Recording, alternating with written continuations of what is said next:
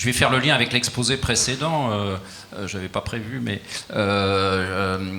quand je rentre au corps des mines, on me dit vous êtes les descendants de Saint-Simon. Alors moi, ma culture a été limitée au Saint-Simon mémorialiste de Louis XIV, le duc de Saint-Simon.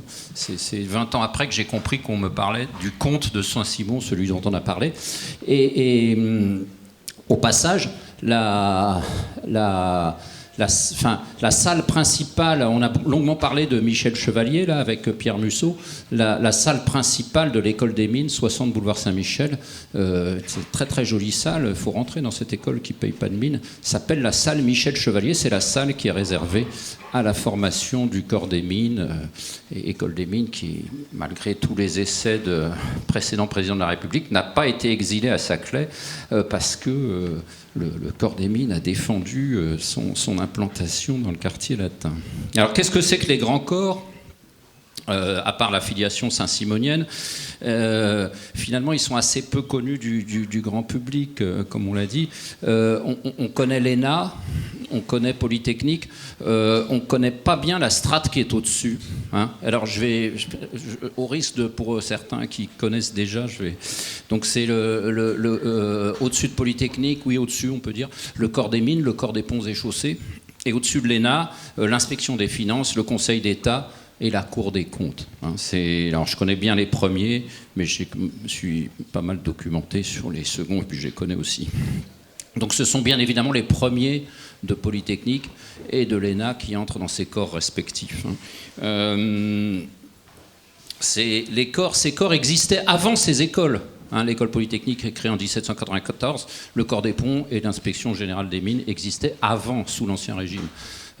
L'ENA est créée en 1945, les corps de Conseil d'État, d'inspection des finances existaient avant. On peut même avoir une interprétation un peu particulière qui est que Polytechnique et l'ENA sont créés pour alimenter ces grands corps. C'est-à-dire que la Convention crée l'école polytechnique en 1794 et dès 1795, une loi donne ce qu'on appelle, ce qui a été décrié dès 5 ans plus tard, le privilège de recrutement. C'est-à-dire ne peuvent rentrer que dans les grands corps que des élèves de l'école polytechnique. Donc vous voyez, on peut même imaginer que ces écoles ont été créées pour alimenter les grands corps, aussi bien Polytechnique en 1794 que l'ENA en 1945. Alors ce que je vais essayer de vous décrire, alors ça c'est Mescoli en italique là, ce que je vais essayer de vous décrire c'est un univers totalement clos, endogamique, un monde qui a peut-être apporté jusque dans les années 60, bon c'est à discuter, on peut ne pas tous être du même avis, mais qui tourne à vide, dont l'unique objet est de perdurer, de persévérer dans son être, mais un monde qui continue à tenir le pays. Un monde de la certitude de soi et de l'extrême arrogance. Voilà, j'ai terminé Mascoli. Alors, 4 précautions oratoires, remarquez, j'en prends pas tellement, la preuve. 4 précautions oratoires que je souhaite prendre. Je vais parler d'ingénieurs, mais en même temps, je vais développer, c'est pas que des précautions. Je vais parler d'ingénieurs, des mines, des ponts. En fait, d'une petite élite qui n'a rien à voir avec la notion d'ingénieur. Donc, j'essaierai de détailler ça. Ce faisant, je vais donner l'impression, notamment s'il y a des ingénieurs dans la salle, d'être un peu élitaire moi-même, d'avoir un discours, une espèce de discours surplombant. Mais je pense que ça s'appelle ingénieur des mines, ingénieur des ponts, et c'est ça dont on va essayer de parler. Alors, deuxième précaution, je souhaiterais rester dans les généralités, bien sûr, mais avec des séries aussi faibles, on est obligé de donner des noms. Et par ailleurs, c'est parce que ça concerne très peu de personnes, en fait. Par ailleurs, surtout que dans ces corps, j'étudie une partie, c'est-à-dire une frange de gens qui, je ne suis pas le seul à décrire ça, une frange qui fait en sorte que le système lui profite à eux-mêmes, quoi. Donc voilà. Autre précaution, c'est que pas facile. Moi, je suis de formation ingénieur, donc c'est pas toujours facile de théoriser là-dessus. Donc je vais vous donner des exemples. Troisième précaution oratoire, vous verrez qu'il y a pas mal de contradictions dans ce que je dis. La première étant que ça s'appelle des corps d'État, c'est-à-dire que on prend des corps les mines, l'inspection des finances, les ponts, ça s'appelle des corps d'État. On les prend à la sortie de ces écoles pour immédiatement après, le plus rapidement possible, les faire sortir du service de l'État. Puisque c'est ça la stratégie, c'est aller dans les entreprises à des postes où on ne déchoit pas, hein, on ne déroge pas.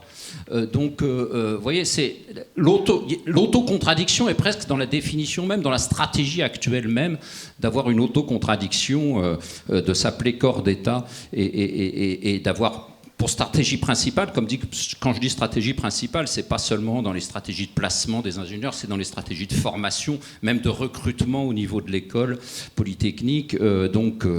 Voilà, c'est pétri de contradictions, ce sujet est pétri de contradictions. Une autre contradiction, c'est que le système est décrié depuis longtemps, mais perdure aussi. Donc, dès 1795, il était décrié. Voilà, donc ça se ressentira dans mon discours. Troisième précaution, on entend parfois, notamment dans des milieux libéraux, les grands corps c'est fini, vous tirez sur une ambulance, etc. Vous voyez ce genre de milieu qui considère qu'il faut se débrouiller tout seul, etc. C'est en partie vaguement vrai. Hein, la société s'est un peu transformée quand même depuis les années 60, mais il y a une remarquable capacité d'auto-adaptation de ces élites. Hein, et je m'appuierai d'ailleurs sur un livre qui est tout à fait remarquable, Les élites en France, ne paye pas de mine, ce livre, c'est un sociologue américain, 1979, à part certaines choses qui ont vieilli, il y a des choses qui sont tout à fait remarquables là-dedans, que j'ai reprises dans... je fais mon publicité, mon blog s'appelle Zélites, comme les élites avec la liaison, enfin, avec un Z devant, et il était sur le site du Monde, mais le Monde a supprimé tous ses blogs, je ne sais pas pourquoi, donc c'est zélite.wordpress.com. Je termine mes précautions oratoires là. Alors les grands corps c'est fini, vous tirez sur une ambulance, je ne crois pas que ce soit vrai. Et par ailleurs, quand bien même pire, hein, c'est peut-être quand ces élites se sentent menacées qu'elles sont les plus dangereuses. C'est peut-être ce qui est en train de se passer. Je sais pas, M. Musso a conclu en disant quand on est au summum de sa gloire, on est près de la roche torpéienne, enfin je ne sais plus quelle image il a prise, mais on est peut-être hein, dans cette configuration à la fois de chant du cygne et d'une organisation délibérée d'un chaos. Voilà, je vais tout de suite donner le ton, je vais avancer. Et le symbole d'une certaine ambivalence chez le plus éminent de ces représentants de grands corps, là, le président de la République. Donc le 25 avril dernier, lors de son intervention conclusive hein, du pseudo-grand débat, en réponse au mouvement des Gilets jaunes, M. Macron donnait comme première mesure, hein, et moi je regarde les textes, hein, j'ai écouté puis j'ai regardé le texte, quasi la seule mesure effectivement annoncée, je souhaite que nous mettions fin au grand corps. Je pense que nous avons besoin de services d'excellence, de filières d'excellence, fermez les guillemets. Alors c'est pas banal pour un énarque, hein, pour un membre de l'inspection des finances qui est vraiment le summum de ces corps-là, qui a fait toute sa carrière via l'inspection des finances, d'envisager détruire, mettre fin à ce qu'il a construit, hein, à ceux qui l'a construit, quoi. Donc c'est tout à fait étonnant. Mais cependant, il faut écouter ce qu'il dit. C'est-à-dire que nous souhaitons mettre fin au grand corps. En disant cela, il sait de quoi il parle. Je m'excuse, j'approfondis un peu cette image de M. Macron comme M. Fradin l'a fait ce matin. Il sait de quoi il parle. Il sait que ce système l'a amené là où il est. Hein. Et donc, à mon avis, sans être psychologisant, mais enfin, il sait en son fort intérieur que ce système pose problème. Il parle d'or, comme on disait. Hein. Donc, et là, je vais... Une phrase... que l'élection de M. Macron soit une anomalie du système démocratique est fort embêtant, mais ce n'est pas notre propos après tout. Que cette élection ne soit pas une anomalie du système des grands corps est en revanche fort préoccupant, et d'autant plus préoccupant d'ailleurs. Alors d'autant qu'il sait pertinemment en disant qu'il ne mettra pas fin au grand corps, hein, c'est vraiment une phrase ambivalente, à la fois moi je suis membre de grand corps et je veux mettre fin au grand corps, mais je sais que je ne le ferai pas, donc ce sont des ambivalences au carré finalement, hein.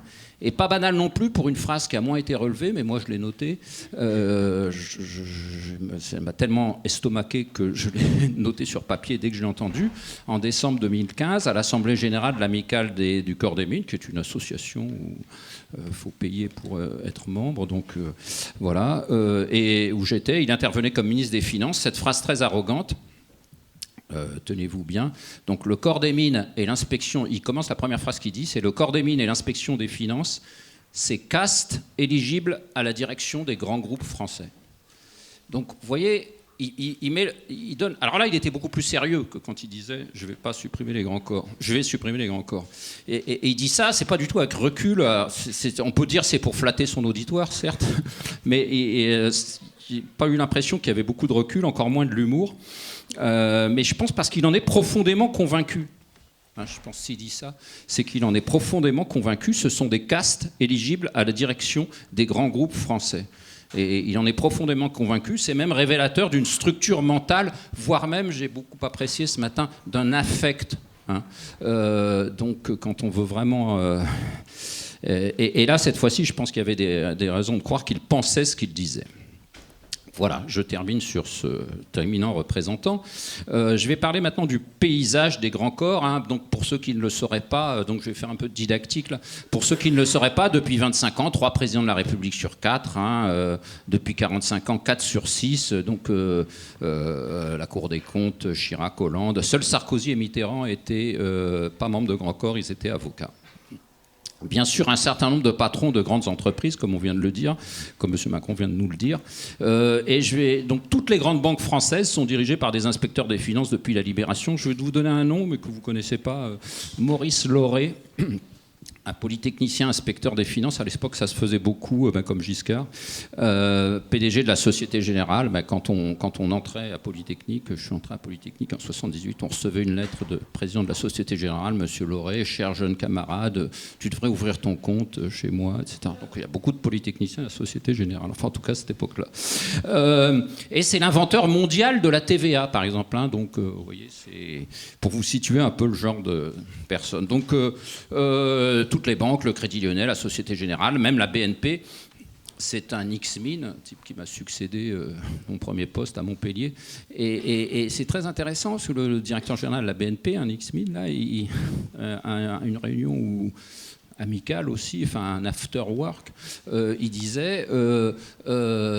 à la tête de la BNP, je défends l'intérêt général, si vous voulez. Donc, vous voyez, on peut raisonnablement se demander ce que ça veut dire défendre l'intérêt général à la tête de la BNP. Enfin bon, mais là aussi, il en était profondément convaincu de dire ça. C'est-à-dire, c'est l'ancien haut fonctionnaire qui parle, et je ne remets pas sa parole en cause, mais il dit défend l'intérêt général. Il dit ça devant ses camarades. C'est tout à fait étonnant, quoi. Les entreprises industrielles. Alors, moi, je travaille pas mal sur l'histoire des entreprises manufacturières, le secteur secondaire.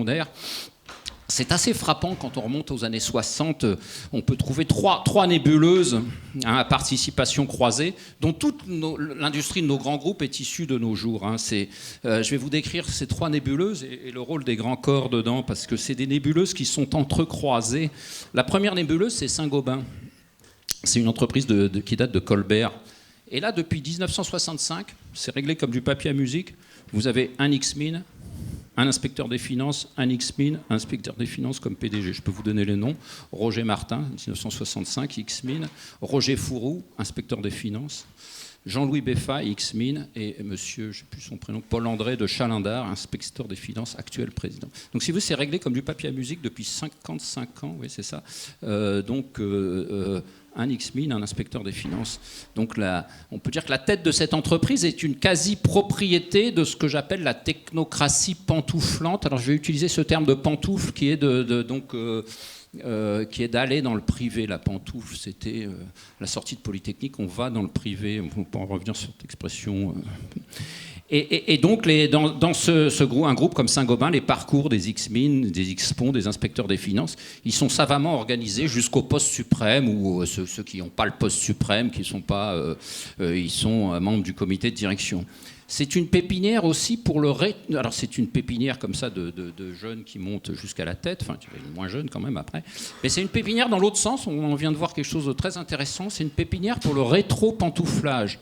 Alors le pantouflage, je dis pantouflage, c'est du public vers le privé, Et rétro-pantouflage, ça va être du privé vers le public. C'est quelque chose qui va être très à la mode actuellement, qui est très à la mode depuis une dizaine d'années, et qui va être beaucoup facilité par les lois sur la fonction publique. Là.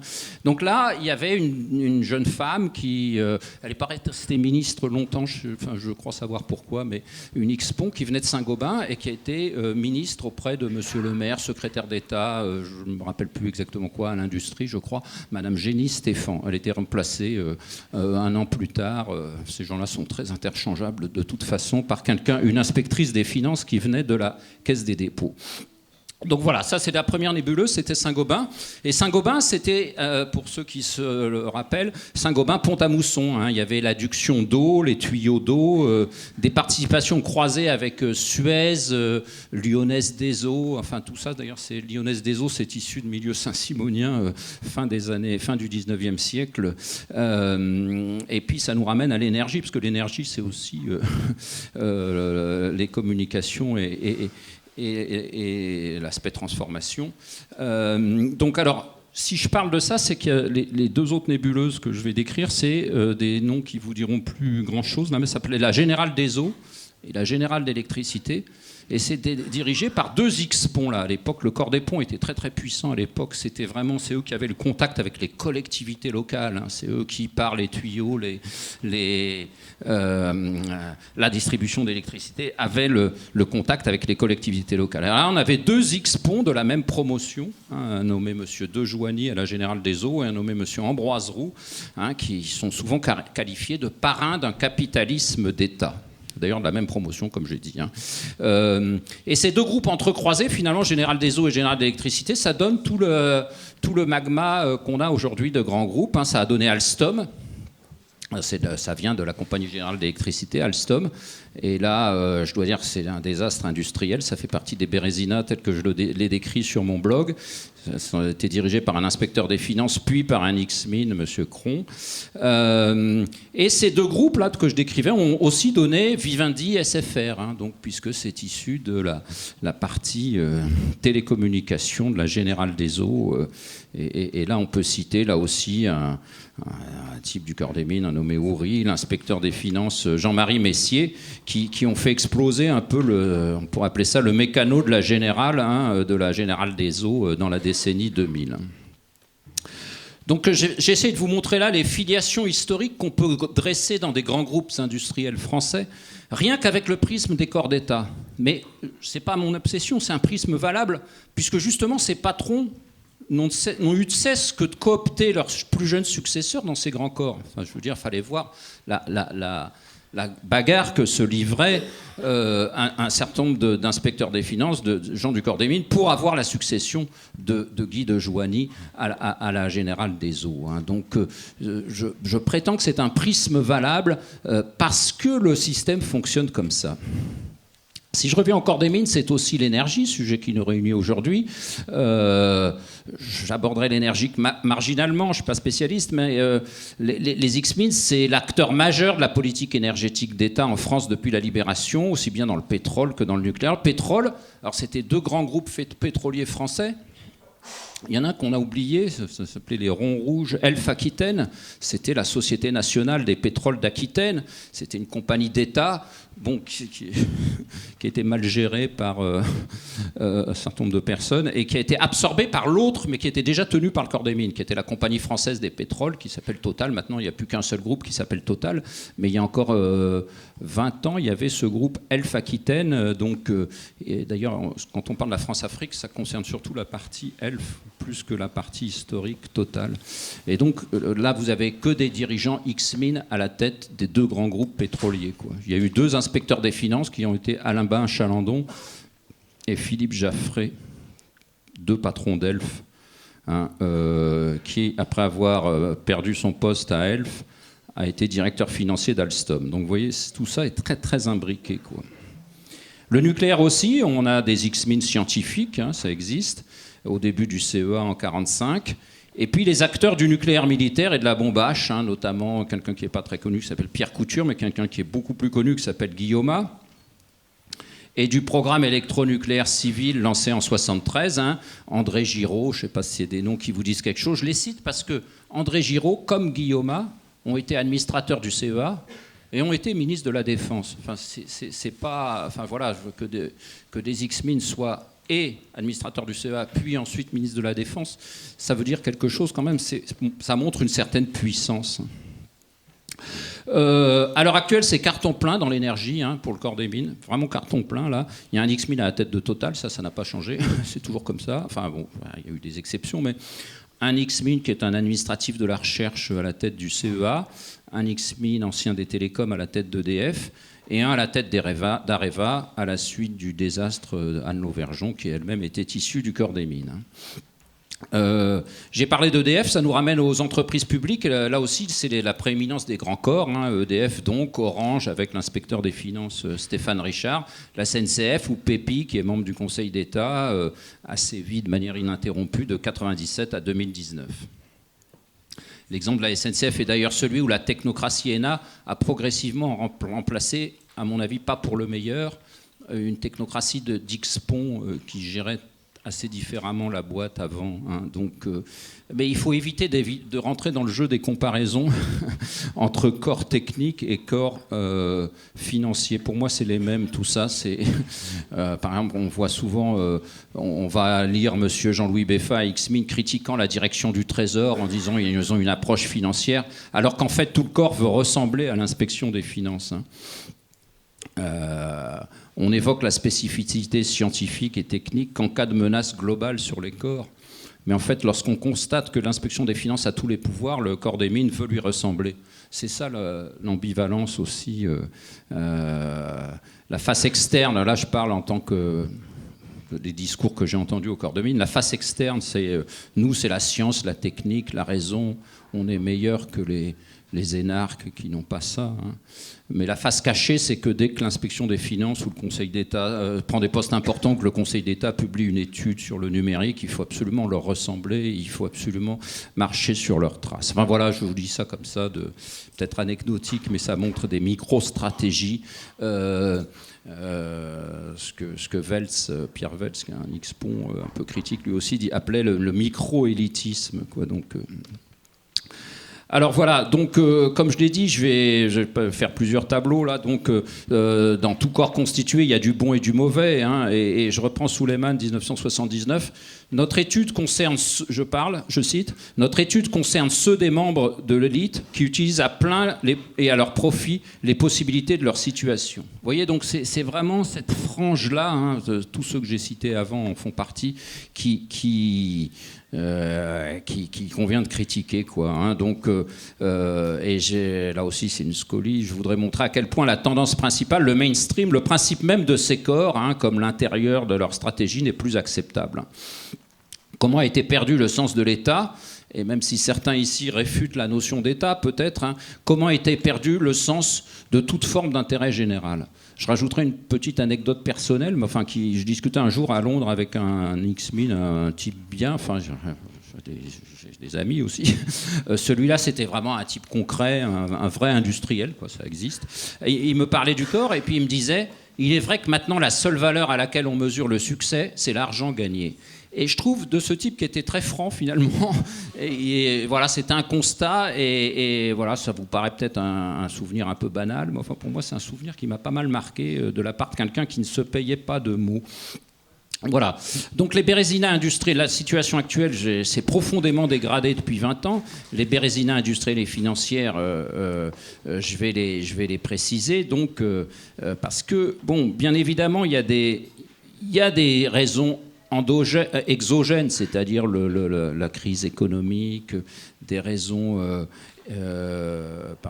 exogènes liées à une détérioration économique mondiale, des raisons endogènes spécifiques à une entreprise donnée. Mais c'est intéressant d'analyser les Bérézina industrielles et financières sous l'angle de qu'est-ce que c'est que ces gens membres de grands corps, ont-ils été formés à ça ? Quelle est leur légitimité pour diriger ces grandes boîtes ? Qu'est-ce qu'ils sont allés faire là, finalement ? C'est ça la question qu'on pourrait se poser. Alors, si on fait un historique, je vous l'ai déjà décrit, donc je vais pas, mais j'en rajoute un petit peu quand même. Sans doute cela commence-t-il avec la quasi-faillite du Crédit Lyonnais en 1993, parce que malheureusement, il y a très peu de mémoire là-dessus, quoi. C'est ça le problème. Donc, il y avait 2 inspecteurs des finances successifs à la tête du Crédit Lyonnais. On parle quand même de gens qui ont été condamnés à 18 mois de prison avec sursis, bien sûr, hein, pour compte frauduleux, quoi. Donc, une amende de 60 000 € par la Cour de discipline budgétaire. Enfin, parfois, il y a des choses qui... Et donc, voilà, ça a commencé avec le Crédit Lyonnais.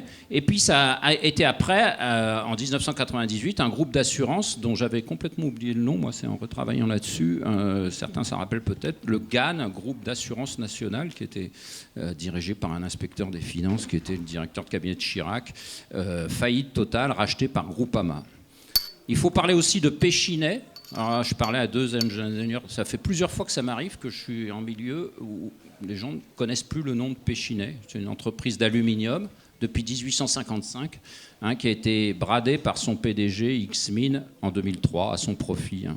Même si des usines d'aluminium ex-Péchinet existent encore en France, le nom n'existe plus, ni la recherche. Voilà.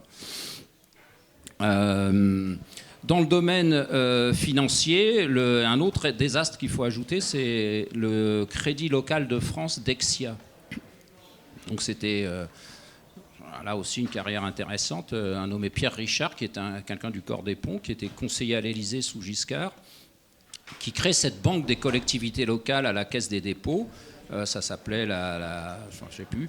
Et c'est lui qui la plante. Il doit démissionner en 2008. Ça aurait pu être une affaire d'ampleur égale à Lehman Brothers si les gouvernements français et belges n'étaient pas venus à la rescousse sur fonds publics. Donc voilà, il y a tout un aspect, disons, de bérézina industrielle et financière qu'il est intéressant d'étudier, quoi. D'autres aspects, c'est... il y a eu tout ce qui est... c'est très curieux parce qu'on a des inspecteurs... ils ont été relaxés, hein, mais enfin, c'est œuvre de justice, donc on peut en parler. Donc des inspecteurs des finances, le patron d'Orange, Stéphane Richard, il a été mis en cause dans l'affaire Crédit Lyonnais. Et puis le patron de la BPCE, ancien secrétaire général adjoint de l'Élysée, M. Perrol, inspecteur des finances aussi, pour pantouflage illégal. Il a été relaxé, mais le président du tribunal s'est étonné du système poreux entre sphère publique et sphère privée, dont il n'appréciait que moyennement le fonctionnement.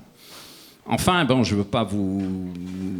Enfin, il y a un désastre éthique d'une toute autre ampleur, c'est ce qui s'est passé à France Télécom, hein, Orange, hein, donc, puisque Didier Lombard est aussi membre du corps des télécommunications, du corps des mines. Hein. Il devient une figure importante du corps des mines avec la fusion avec le corps des télécoms en 2012. Il est directeur général de l'industrie et c'est lui qui a été condamné à 12 mois de prison, dont 8 avec sursis, dans l'affaire des suicides d'Orange. Appel a été interjeté. Hein.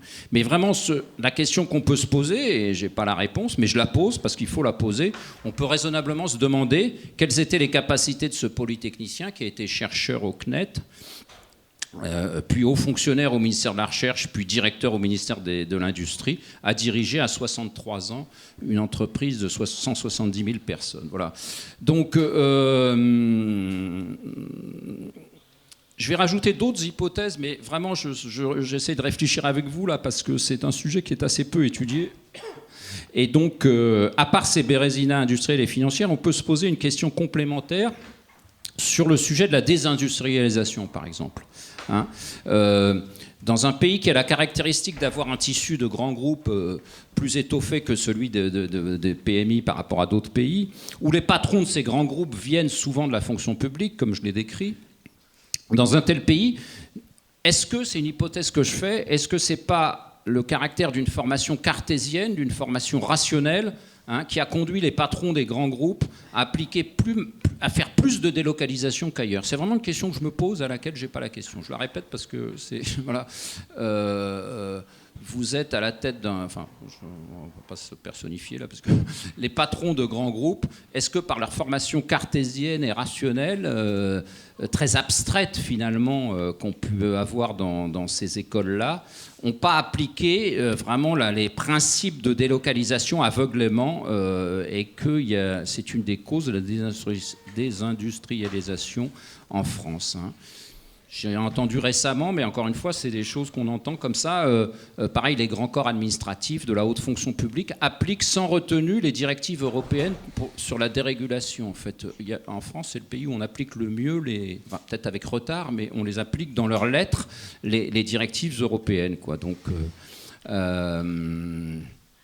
Alors pour la désindustrialisation, on entend souvent « Ah, mais ça c'est à cause de Serge Turuc », mais je ne sais pas si c'est des noms qui vous disent quelque chose, l'ancien patron d'Alcatel, qui avait dit il faut faire Fabless, l'entreprise sans usine. Hein, ça date de 2001, l'entreprise sans usine, alors ça avait été médiatisé. Et encore maintenant, on voit des grands patrons qui disent « Ah, mais tout ça c'est la faute à Turuc hein, », comme si c'était... tout le monde se cache derrière Turuc et sa phrase, quoi. Donc faire attention, moi, encore une fois, encore lundi, tiens, en milieu ingénieur, j'ai entendu « Ah, mais tout ça, c'est à cause de Turuc ». Je me suis permis de dire, attention, si on lui impute à lui ce que c'est que toute la désindustrialisation, faut quand même essayer de raisonner un peu mieux, quoi. Donc, voilà. Une deuxième hypothèse de travail que j'essaye d'avoir avec vous ou dans mon coin. Je vous rappelle la terminologie en vigueur parce que c'est une terminologie qui existait depuis les années 1850. C'est ingénieur d'un corps. Par exemple, moi je suis ingénieur des mines, ingénieur en chef des mines. Compte tenu de ce que je dis, je ne serai jamais ingénieur général. Mais, donc je suis ingénieur des mines et ceux qui font l'école des mines, ils doivent s'appeler ingénieur civil des mines. L'ingénieur des mines, c'est l'ingénieur d'État. C'est celui qui devient ingénieur en chef, ingénieur général. Et ça, mais dans les années 1930, vous avez des gens qui protestent contre ça, mais c'est toujours le cas. Donc, ce que je veux introduire à travers ça, c'est la notion d'industrie d'État. Et c'est intéressant parce que on la voit, là je vais faire un peu d'histoire. C'est par exemple la première mine, enfin pas la première mine, mais une exploitation en 1816 dans la Loire, avec la participation de l'ingénieur du corps des mines, Louis-Antoine Bonnier. Il y a une rue Bonnier près de la Porte d'Orléans à Paris. Hein. Et donc cette expérience de 1816 à 1829, il veut en faire une mine modèle, et il créera depuis cette mine la première ligne de chemin de fer continental hein, entre Saint-Étienne et Andrézieux, pour le transport du charbon.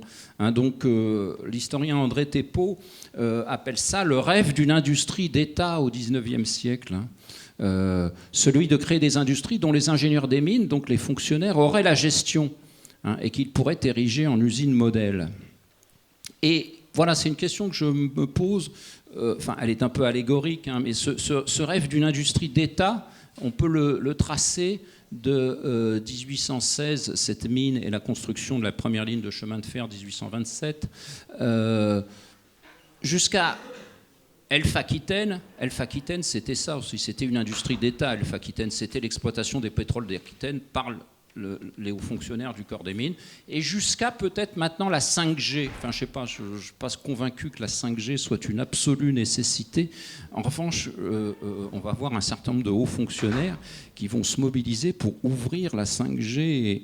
Et est-ce qu'il n'y a pas un rêve d'une industrie d'État comme ça qui serait une espèce de dirigisme depuis ces grands corps de hauts fonctionnaires ? Alors, mon tableau, là, ce sera un peu d'histoire, justement. Alors, il est généralement admis que le mot technocratie, hein, je vous rappelle l'étymologie, c'est pouvoir par la technique, apparaît dans les années 30, hein, avec un groupe de polytechniciens X-Crise qui a été pas mal analysé. Et comme, je ne sais plus si c'est M. Fradin ou la personne qui a parlé des énergies nouvelles qui l'a dit, il y a, non c'est M. Fradin, une page d'histoire à Vichy. Donc Vichy, c'est un gouvernement de technocrates. Un Vichy, c'est un gouvernement de technocrates, il ne faut pas l'oublier ça, puisque les politiques étaient supposément discrédités. Hein, vous avez des inspecteurs des finances, Boutillier, Barneau, vous avez des X-Mines, Berthelot, Bichelon, Céline dit de Bichelon, un vrai cybernétique à lui tout seul. C'est un calculateur, quoi. Enfin, un gars un champion de maths, quoi. Voilà. Mais c'est tout ce qu'il était d'ailleurs, parce que voilà. C'était une catastrophe, ce Bichelon. Un autre qui est moins une catastrophe s'appelle Robert Gibrat, ministre de Vichy. Et Robert Gibrat, on le retrouve dans l'exemple cité ce matin de l'usine marémotrice de la Rance. C'est lui qui conçoit. Alors, en tant qu'ancien ministre de Vichy, il va pas être, il peut plus faire carrière dans le public. Hein, quand même, il y a des limites à partir de 45. Donc, mais c'est un ingénieur assez brillant. C'est lui qui conçoit d'un bout à l'autre l'usine marémotrice de la Rance. On raconte même que quand De Gaulle l'inaugure en 65, il est caché en dessous. Enfin voilà, donc pour pas que De Gaulle le voie. Et j'ai lu quelque part, mais j'arrive pas à retrouver où, que De Gaulle aurait dit « Il est dommage que M. Gibran n'eût pas été des nôtres en 1940 ». Voilà. Le Vichy technocrate, au passage, illustre assez bien une phrase de lundi matin là, qui servait à présenter la journée, et si je l'ai bien comprise, hein, parce qu'elle est subtile. Hein. Continuer à gouverner sous prétexte de servir. Le Vichy technocrate, ça pourrait être continuer à gouverner sous prétexte de servir, ça c'est certain. On va sauter à la Ve République. M. Fradin a rappelé que c'était vraiment la technocratie venait à l'appui d'un nouveau régime. Je vais peut-être détailler un tout petit peu ça parce que d'abord le fondateur il n'avait rien d'un libéral, c'est plus un maurassien qu'un libéral, De Gaulle, mais il avait besoin de nouveaux cadres, hein, et puis c'était la montée en puissance des premières promotions de l'ENA. Hein, c'était l'ENA écrit en 45 et en 60, vous avez des gens qui ont 38, 40 ans qui ne demandent qu'à servir et qui vont servir ce nouveau régime autant que l'utiliser finalement pour imposer leur vue. Hein. Alors on voit apparaître la figure d'un X-Min là, qui est un peu plus âgé, un nommé Louis Armand. Enfin, nommé, je connais bien, il est mort en 71, hein, PDG de la SNCF, quelqu'un qu'on appelle un visionnaire de la modernité. Vous avez un bouquin qui s'appelle Louis Armand, visionnaire de la modernité. Alors pour lui, tout se planétarise, hein, c'est le terme qu'on utilisait à l'époque au lieu de mondialiser. Il nous dit qu'il est dangereux de faire grise mine devant le progrès. Hein. Et il nous dit aussi que la cybernétique permettra d'humaniser notre libéralisme. Donc vous voyez, c'est des gens qui croyaient à ce qu'ils disaient. Hein. D'ailleurs, je suis en train de travailler sur ces discours technocratiques des années 60. Hein. Je prépare une communication là-dessus dans un colloque. Par exemple, chez l'inspecteur des finances Bloch-Lenné, en 65, qui vante l'utilité et l'urgence de réformer. Vous voyez, c'est toujours les mêmes phrases finalement. Hein. L'important, c'est de ne pas craindre l'innovation. Bloch-Lenné, 65, c'est des injonctions en plus. Hein. L'utilité et l'urgence de réformer, c'est des injonctions. Et vous pourriez lire ça à notre époque de la même manière. Tiens, j'en ai repris un que j'ai pointé hier, là, un nommé Claude Gruson, inspecteur des finances. Renaissance du plan, hein, 1968. Attendez, je vais donner c'est important, je vais donner la date correcte. 71, pardon, excusez-moi.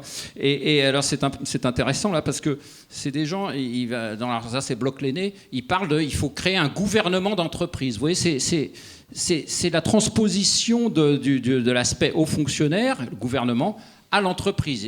Bloch-Lenné suggère de faire un gouvernement d'entreprise. Hein. C'est des gens qui estiment qu'ils doivent dire aux entreprises ce qu'elles doivent faire. Hein. Alors là, ce livre, il est assez extraordinaire, parce que pour ceux qui pensent, et il y en a ici, je crois que la science et la technique sont une religion. Alors lui, il termine carrément par un chapitre sur l'espérance évangélique. Oui, c'est ça, l'espérance évangélique. Où il dit que sa foi, je crois que c'est un protestant, sa foi l'aide à croire en l'avenir et à la technique. C'est très particulier. On trouve chez Louis Armand ça, avec un lien entre Louis Armand et le père Teilhard de Chardin, dont M. Musso a parlé, dont je vais reparler un petit peu. Donc ces gens vont essayer d'exprimer le fait que leur foi chrétienne est la même que leur foi en l'avenir, en quelque sorte. Hein. Mais je vous dis, l'espérance évangélique, c'est l'espérance évangélique. Ma foi me permet de comprendre que il faut le progrès technique, il faut réformer le pays, etc. Quoi. Ça va aussi loin que ça comme discours. Hein. Bon, voilà, je veux pas stigmatiser. Je respecte les croyances, hein, mais c'est intéressant de voir un petit peu Voilà. Et si on continue sur la permanence de ces discours, quand on regarde les grands corps, on peut faire la litanie des grands rapports économiques. Hein. Dès 1960, je vais les faire parce que c'est des noms que vous réentendrez peut-être. Le rapport Armand-Rueff, Armand que je viens de citer, X-Min, Rueff, X-inspecteur des finances, 1960, commandé par De Gaulle. En 78, mais j'en oublie, hein, le rapport Nora-Minck, 2 inspecteurs des finances. En 2007, le rapport Attali et X-Min, conseiller d'État, et on appellera ça bientôt le rapport Attali-Macron, je pense. Hein. Donc, comme si c'était toujours les mêmes personnes qui avaient fait ces rapports successifs. Hein. la permanence d'une pensée technocratique portée sur 2 piliers, l'Europe. Je cite le sociologue Denor, depuis les années 1930, l'Europe unie est un des thèmes de prédilection des néolibéraux. Et puis la modernisation technique. On peut dire que les discours de ces grands corps s'appuient à la fois sur l'Europe et sur la modernisation technique. Si vous remplacez tous les discours des années 60, là, genre ça, cybernétique par révolution digitale, vous obtenez un discours contemporain. Dès 1965, c'est-à-dire pendant que ces gens-là écrivent Bloch-Lenné 63, réformer l'entreprise, Pérec, les choses, il y a un terme qui est extraordinaire, qui disparaît après, c'est dommage, le technocratisme.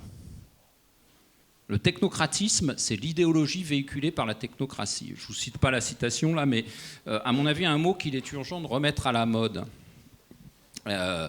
Et donc, la même année que Pérec paraît, alors là, comme quoi il y avait des trucs bien qui paraissaient dans les temps modernes, là, la revue de Sartre, il y a un article anonyme, là, à mon avis d'inspiration un peu situ peut-être, l'idéologie technocratique et le théiardisme. XXX, je l'ai cité dans mon habilitation à diriger des recherches, là, l'idéologie technocratique et le théiardisme.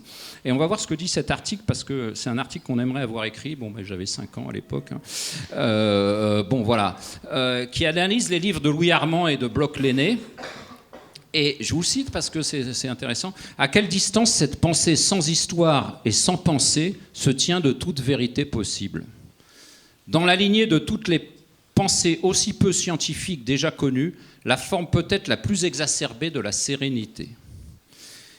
Alors l'article se demande si cette pensée sans pensée, justement, n'a pas trouvé sa science, entre guillemets, dans le théiardisme. Alors rapidement, pour les plus jeunes, théiardisme, c'était le père jésuite Teilhard de Chardin, qu'on trouve dans toutes les bonnes bibliothèques bourgeoises dans ces années-là, et qui vraiment, espèce de foi en l'avenir. Enfin, moi, j'ai fait mon habilitation sur le transhumanisme, l'histoire du transhumanisme, je cite beaucoup Teilhard de Chardin, une espèce de foi pseudo-scientifique en l'avenir, et c'est très intéressant de voir que ces auteurs, en 1965, avaient bien vu l'imbrication. Il fallait que le technocratisme, de nouveau ce mot-là, idéologie propre aux techniciens, trouvât une science ou une pseudo-science qui fondât ses prétentions à promouvoir une forme nouvelle et humanitaire du capitalisme.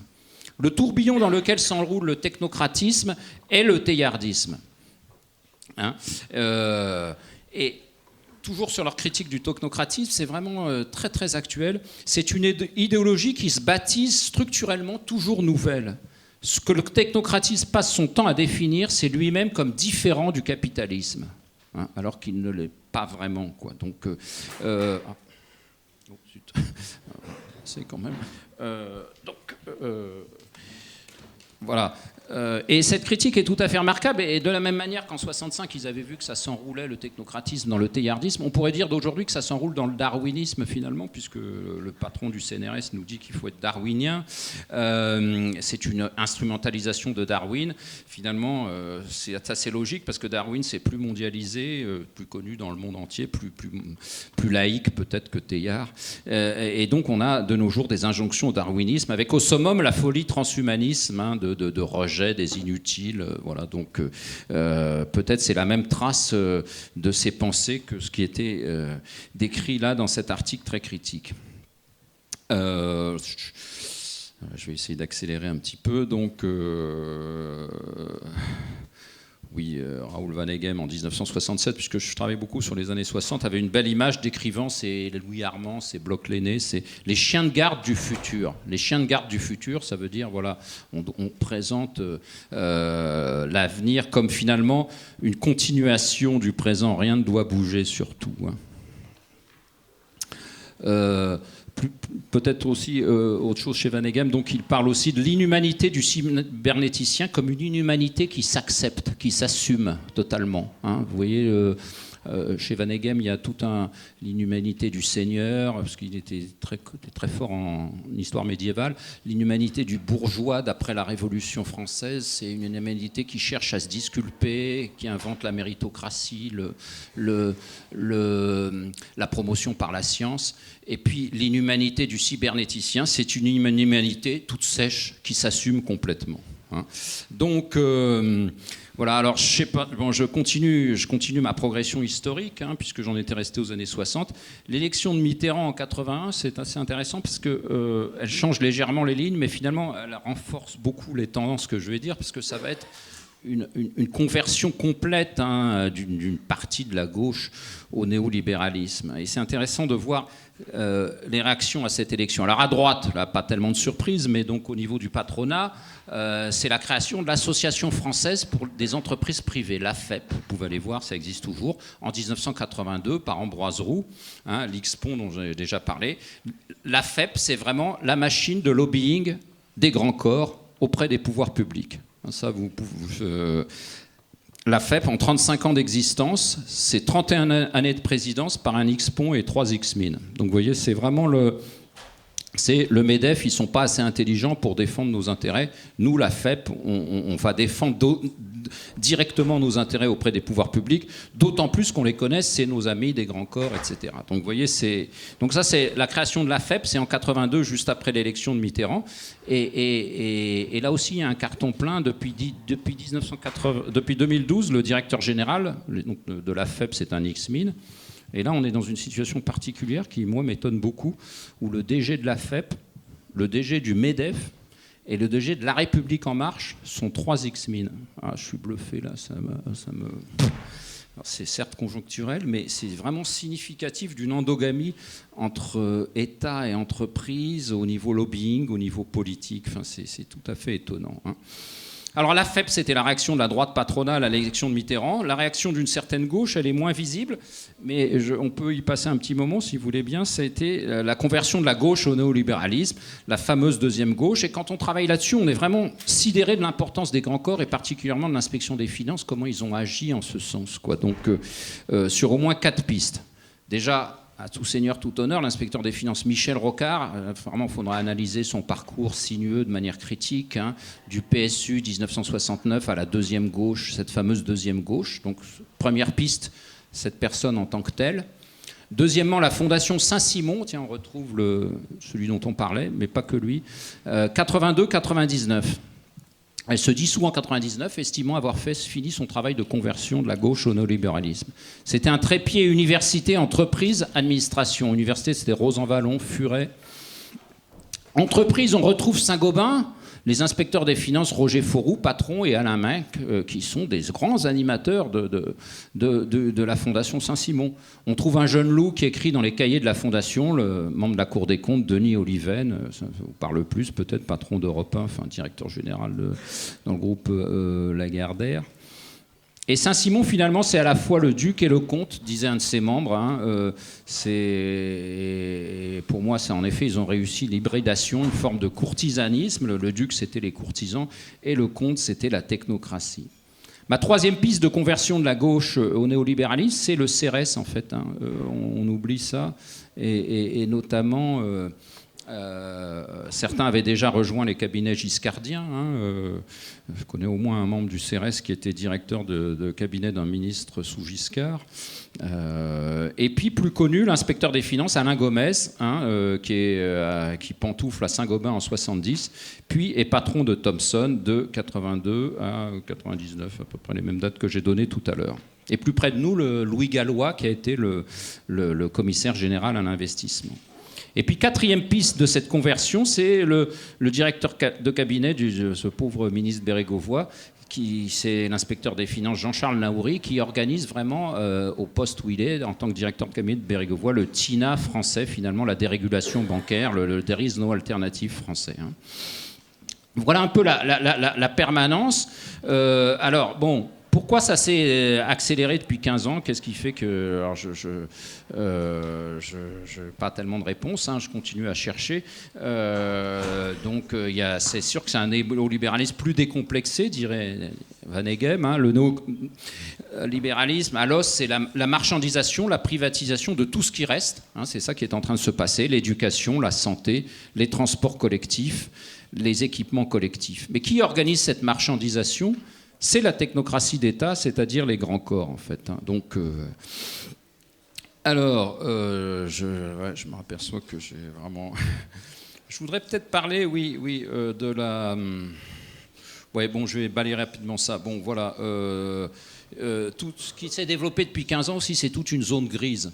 Hein, je voudrais vous faire toucher ça du doigt. La zone grise, je vais parler par mots-clés, excusez-moi, hein, c'est dérégulation, hein, voulue par l'Europe, et donc création d'agences de régulation, des organismes soi-disant indépendants. Et finalement, vous allez avoir une extension du rôle des grands corps sur toute une métastructure qui se crée. C'est-à-dire que, paradoxalement, l'État se désengage d'un certain nombre de choses. En revanche, l'État devient plus important sur ces espèces de métastructures qui sont chargées de déréguler. Hein, c'est qu'en apparence paradoxal, on dérégule tout, mais on a des inspecteurs des finances, des membres des grands corps qui vont s'occuper de ces structures indépendantes, ces métastructures qui font cette dérégulation. Hein. Vous avez des aspects comme le grand emprunt, hein, avec deux inspecteurs des finances enfin réunis, là, Alain Juppé et Michel Rocard, quand il est lancé. Hein. Et le grand emprunt, c'est par définition quelque chose qui mixe le privé et le public. Le principe du grand emprunt, c'est de faire, ça s'appelle maintenant programme investissement d'avenir ou secrétariat général pour les programmes d'avenir, c'est on met 1 euro public pour 1 euro privé. 1 euro public, on voit à peu près ce que c'est nos impôts, on va dire. 1 euro privé, c'est souvent de l'apport en nature. Enfin, c'est très difficile à voir ce que c'est que l'euro privé exactement, parce que c'est des équivalences qui font que c'est rarement sonnant et trébuchant, l'euro privé, hein, je vous dis tout de suite. Hein. Donc quand on examine les PPP, les partenariats privés-publics, on se dit que de temps en temps, il vaudrait mieux qu'il n'y ait qu'un seul euro public, que ce serait bien mieux. Hein. Donc, mais alors l'avantage de faire comme ça, c'est que c'est hors critère de Maastricht. Moi, j'ai déjà entendu M. Schweitzer, inspecteur des finances, vanter le grand emprunt en disant que c'est hors critère de Maastricht. Et c'est là une forme d'irrationalité complète, c'est-à-dire qu'on détourne les propres critères qu'on s'est fixés. C'est-à-dire que voilà, on se fixe des critères de Maastricht, bon, pourquoi pas, enfin bon, on peut en discuter. Mais alors la première chose, c'est qu'on va détourner les propres critères qu'on s'est fixés. Hein.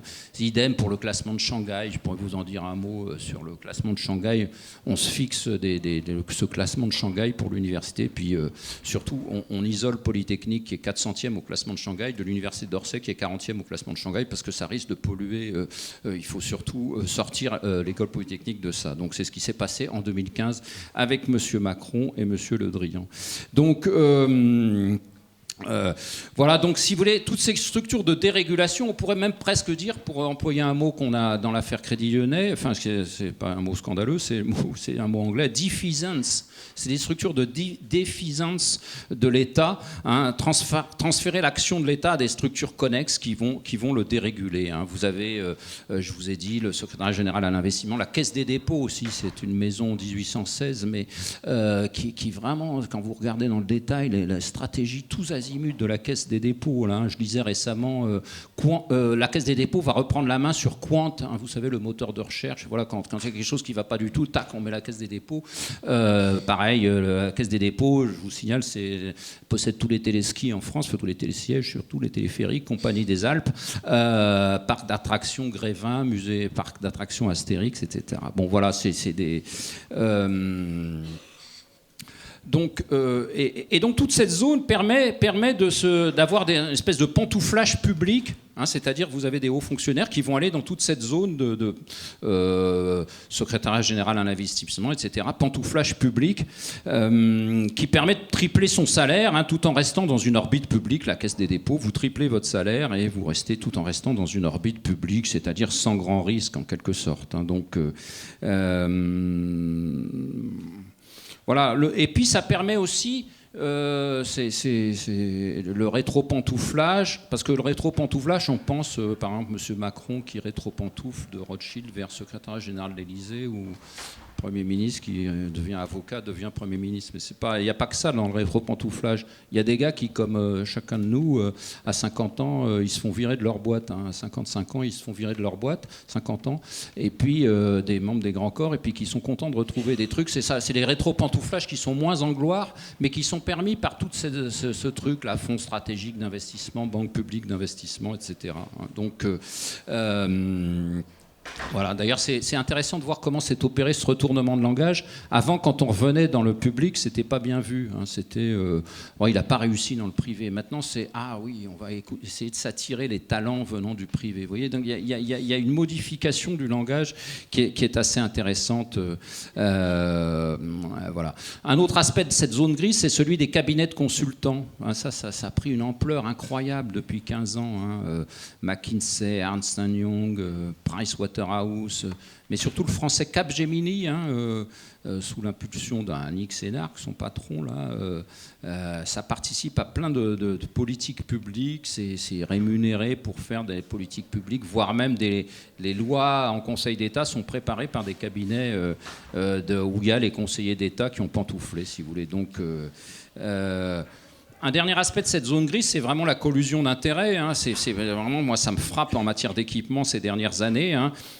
Le corps des ponts, par exemple, d'un côté, les autoroutes, les aéroports, vous avez d'un côté les X-Ponts qui privatisent, et puis de l'autre côté, les X-Ponts à la tête d'Eiffage, de Veolia, de Vinci, qui profitent des privatisations, quoi. Donc voilà, on peut lire les privatisations, hein, des réseaux autoroutiers, barrages, aéroports, uniquement en termes d'amitié, enfin de liens entre grands corps de réseau, pour reprendre de réciologie, comme dirait M. Musso. Et d'ailleurs, voilà, c'est pas un hasard, à mon avis, qu'il y ait plusieurs ministres membres du corps des ponts à l'heure actuelle. Hein. Madame Borne, elle fait à la fois les équipements et soi-disant l'écologie, quoi. Donc c'est assez particulier, quoi. D'ailleurs, cette contradiction, elle fait à la fois le développement des équipements, elle fait des concessions d'autoroute, et puis elle fait l'écologie, quoi. Donc, et cette contradiction, vous l'avez dans l'énoncé même du corps des ponts, puisque par fusion successive, tout ça, c'est devenu le corps, c'est plus le corps des ponts et chaussées, c'est le corps des ponts, eaux et forêts. Les IPEF, ça s'appelle, ingénieurs des ponts, eaux et forêts. Ouais, tout ça, c'est les mêmes personnes. Voilà, la notion d'amateurisme, je voudrais vraiment, parce que ça nous permet de distinguer le technocrate d'une forme de connaissance, c'est le rapport au savoir, le rapport... Donc la notion d'amateurisme. Moi, je crois pas mal à la biblio, et quand ça a déjà été dit, c'est inutile de paraphraser. Donc, d'abord, la propre biblio de Suleiman, c'est, je sais pas, nommé Granic, 72. C'est en France que le technocrate a la position la plus forte. En fait, il y règne en maître. C'est l'élite française qui compte les technocrates les plus achevés de toute l'Europe. Quant à Suleiman, deux visions majeures chez lui, et ça vaut le coup de s'y arrêter. Quand les élites françaises se sentent menacées, c'est ce qui s'est passé l'année dernière, elles ramènent le débat aux conditions d'accès. C'est-à-dire comment on peut ouvrir les conditions d'accès à l'ENA, à Polytechnique, au Grand Corps. Pensez bien, il y a 5 inspecteurs des finances par an. Il y en aurait un qui serait d'un milieu social un peu inférieur. Une fois tous les 3 ans, ça changerait beaucoup le scope, on peut imaginer. J'ironise. Hein. Donc, je répète ce que dit Suleiman. Quand les élites françaises se sentent menacées, elles ramènent le débat aux conditions d'accès pour éviter le débat sur leur légitimité et leurs résultats. Leur légitimité, c'est pas pareil que leurs résultats. Leur légitimité, c'est pourquoi sélectionne-t-on des élites comme ça, de cette manière-là? C'est ça leur légitimité. Et leurs résultats, c'est un peu ce que j'ai dit, les Bérésina, etc. Donc, pour éviter le débat dès que les élites sont mises en cause, on va dire, on va ouvrir les conditions d'accès, vous inquiétez pas. Et donc voilà, c'est tout le débat actuel sur la démocratisation de l'accès aux grandes écoles. Voilà, tout ça fait pchit, c'est-à-dire que la suppression des grands corps, ça va se traduire par ça va être plutôt comment démocratiser l'accès aux grandes écoles. Moi, j'ai lu les rapports pour Polytechnique, pour l'ENS.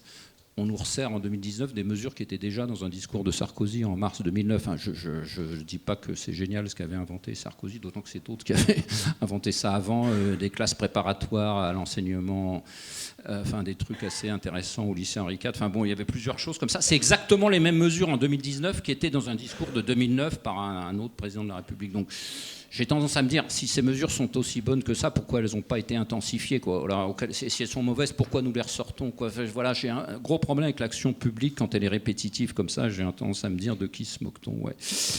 Deuxième idée forte chez Suleiman, elle est plus subtile, elle est presque tautologique, mais à force de la relire...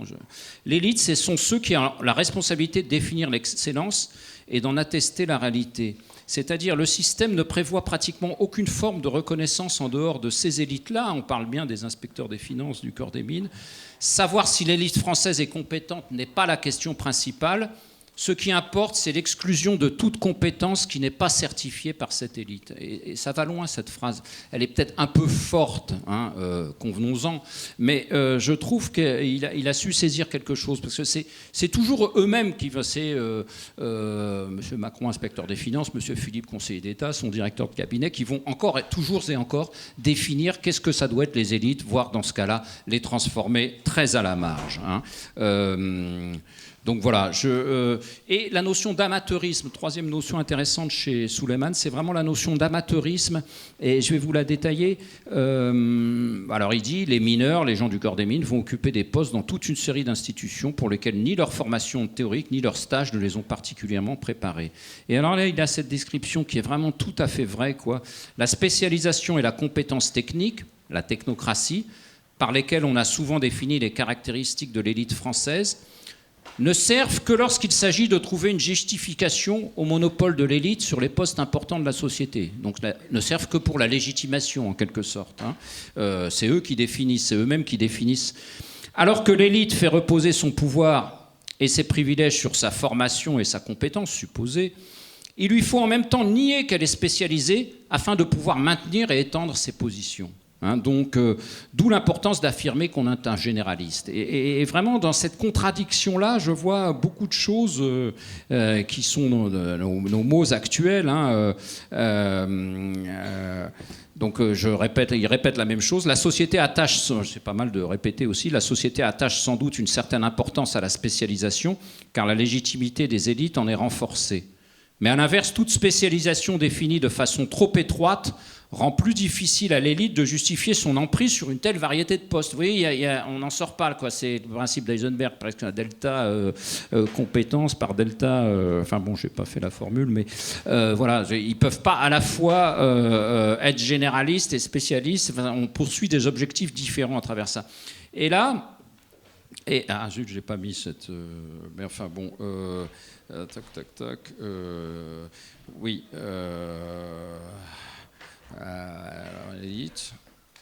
ouais, à un moment, il va jusqu'à opposer, Suleiman, il va même jusqu'à opposer le technocrate qui est généraliste du technicien qui a une vraie compétence technique, si vous voulez. Et ça, je crois que c'est assez intéressant. Voilà. Et je terminerai ma partie Suleiman, puis je conclurai. Sur, voilà, ce qu'il dit, c'est...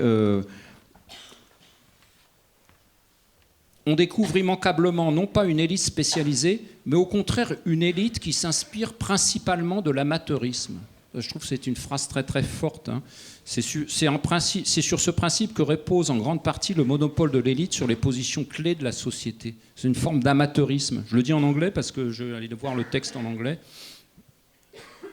Not a specialized utilitarian elite. Utilitarian, c'est plutôt positif, là, c'est vraiment efficace, on dirait. But, on the contrary, an elite that has made something of a cult of amateurishness. Donc, vous voyez, c'est assez fort, je trouve. Donc, voilà. J'avais prévu de continuer sur le rapport au savoir, parce que je pense qu'il y a... Voilà, je travaille pas mal là-dessus, sur... ce qu'on appelle... ouais, je peux en dire un mot, là, vite fait. Et puis, de toute façon, oui, je vais raccourcir ça. C'est le nec plus ultra de la formation au corps des mines. Alors, je vous parle de ma formation que j'ai connue, mais enfin, ça n'a pas changé depuis 40 ans. Donc, depuis 75, il y a un truc qui nous vient des États-Unis qui s'appelle le mémoire, avec un pilote et un terrain. C'est un truc qui se fait en 8 mois à 2 ou 3 ingénieurs. Ça vient des États-Unis, c'est passé par un truc qui s'appelle l'Institut Auguste Comte, sur lequel je travaille pas mal en ce moment. Et donc, donc ce mémoire qui est vraiment... donc, ça s'oppose à tout travail universitaire. À mon avis, c'est le contraire d'un travail universitaire. C'est le contraire d'un travail en profondeur. On pourrait même dire ce que disait la technocratie et technicité. Technicité a un aspect positif dedans, technocratie a un aspect négatif. Ce que disait Souleymane, on pourrait comparer ces deux choses. Moi, j'ai déjà dit, et ça m'a valu des petits jeunes là, de corps des mines sur Twitter qui me prenaient à partie. J'ai dit que je ne prendrais pas. Sur 10 mémoires de 3e année du corps des mines, j'en prendrais peut-être pas un ou deux en M2, tellement ils sont peu problématisés et généraux. Donc voilà, ça n'a rien à voir avec un travail de recherche. D'abord, on ne mène pas un travail de recherche à 2 ou 3. Je pense qu'un travail de recherche, aussi bien en M2 qu'en thèse, c'est un travail de recherche avant tout personnel. Et c'est à l'opposé du travail universitaire. D'ailleurs, l'université, on s'en fiche dans ces trucs-là. On méprise l'université dans ces grands corps, quoi. Donc, alors on entend ah oui, mais ils vont être en cabinet de ministre, donc on doit faire ça en 8 mois et même en 2 mois, on doit réorienter leur mémoire parce que quand ils seront en cabinet ministériel, il faut qu'ils prennent très vite leurs décisions. Enfin, où est l'effet, où est la cause dans ces affaires? C'est des gens qui, la formation serait à revoir complètement. Donc et en fait, ouais, ce à quoi ça sert, ce mémoire, c'est c'est pratiquement le pilote et le terrain. Je ne rentre pas dans les détails, mais ça va être que des gens du corps des mines qui vont les aider à ouvrir leur carnet d'adresses. C'est-à-dire, on ne va pas aller voir sur un sujet aussi peu problématisé soit-il, on ne va pas aller voir les gens compétents dans une entreprise, on va aller voir les grands patrons pour s'ouvrir son carnet d'adresses et pour montrer la tête des petits jeunes. Donc, vous voyez, ça dure depuis... Je vous dis 75, ouais, c'est ça, 45 ans, ouais, c'est ça. Donc,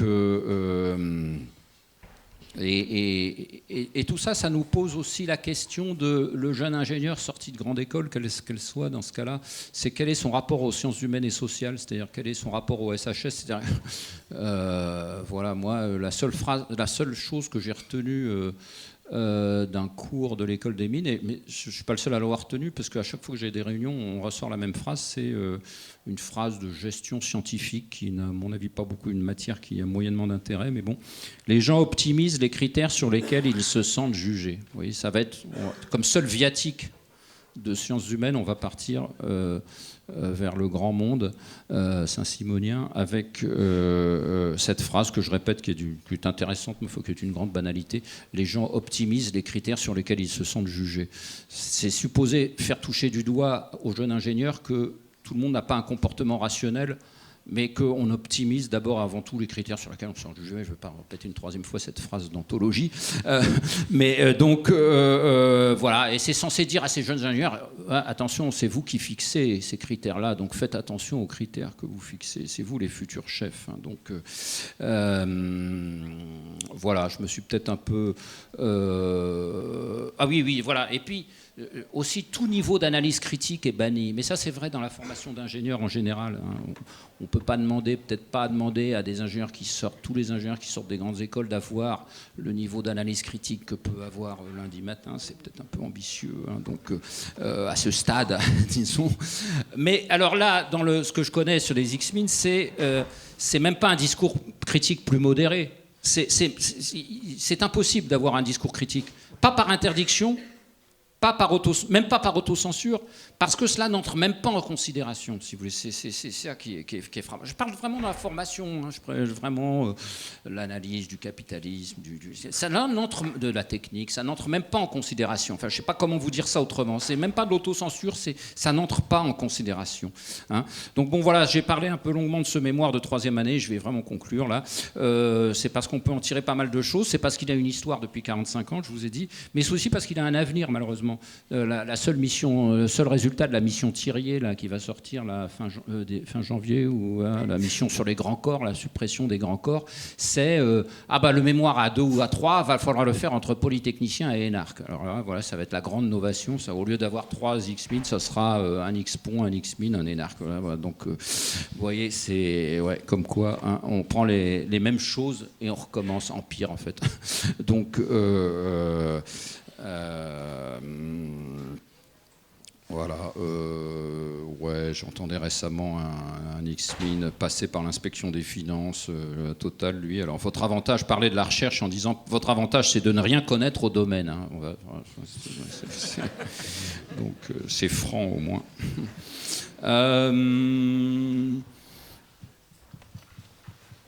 Ouais, et puis voilà, dans le rapport au savoir, c'est la science. S'y référer toujours, n'en faire jamais. Hein, ça pourrait être d'ailleurs la définition de la technocratie, ça. Se référer toujours à la science, n'en faire jamais. Hein. En parler toujours, n'en faire jamais. Donc, et avec des dérives finalement qui ne sont pas tellement étonnantes vers ce que j'ai appelé dans une autre période de ma vie l'alterscience, c'est-à-dire par exemple la contestation du réchauffement climatique. Hein, ça va de patron de Total. Bon, que peut-on espérer du patron de Total? À la limite, sa phrase, c'est, il l'a dit, ça fait récemment, on l'a entendu récemment. Le débat est aujourd'hui quand même beaucoup trop manichéen, trop faussé. Monsieur Pouyanné, patron de Total, jusqu'à enfin, non, il rajoute quand même une phrase qui est assez amusante. Les actionnaires, ce qu'ils veulent surtout s'assurer, c'est la durabilité de nos dividendes. Au moins, c'est cash, il faut être cash parfois. Bah, donc, voilà, donc ça va jusqu'à la contestation du réchauffement climatique chez le patron de Total, mais enfin, jusqu'au climato-négationnisme affiché hein, par des ingénieurs à la retraite. Il y en a au corps des mines, des ingénieurs à la retraite, des types brillants là, qui prétendent réinterpréter les lois de Stéphane et montrer que la couche d'ozone, que l'effet de serre n'existe pas, que Arrhenius avait tort, etc. Enfin, ça va loin, quoi. Enfin, donc, si vous voulez, le rapport au savoir, le rapport à la science, je ne dis pas que c'est tout le monde, évidemment. Hein, et donc, voilà. Ma conclusion, ce sera... ouais, tout ceci est pétri de contradictions. Mon discours l'était peut-être aussi. Il y a un poids de l'histoire qui est très fort. Je ne sais pas, plus je travaille là-dessus, plus je vieillis, plus je m'aperçois que le poids de l'histoire est très fort sur nos comportements. Hein, cette endogamie État-entreprise, elle vient de loin, elle vient de la mine de Bonnier dont je vous parlais en 1816. Là, hein, une endogamie et j'ai l'impression maintenant un État totalement hors de contrôle. Enfin voilà, je serais tenté de dire ça. Donc les contradictions, je vous les ai dites. Hein, obtenir les meilleurs suivant une sélection très scientifique et les reformater au management. Enfin, donc un système pourri de contradictions et pourtant un système durable. Hein, durable puisqu'il date d'avant Polytechnique et de l'ENA. Un système pourri de contradictions et pourtant un système durable. Ceci n'étant pas la moindre de ces contradictions, d'ailleurs, d'être pétri de contradictions et d'être néanmoins durable. Mais voilà, je pense, je viens pas parler de la connaissance, connaître le terrain, c'est le début des luttes, du combat.